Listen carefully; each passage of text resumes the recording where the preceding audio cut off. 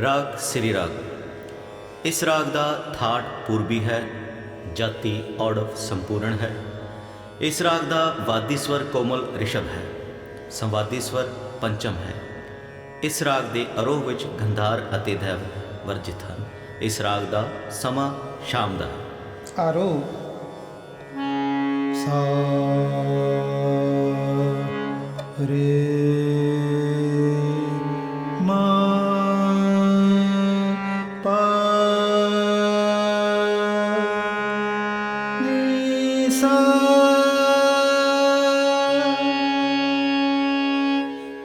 अब रो सा नी ध प म ग रे रे सा। मुख अंग सा रे रे सा रे प म ग रे सा।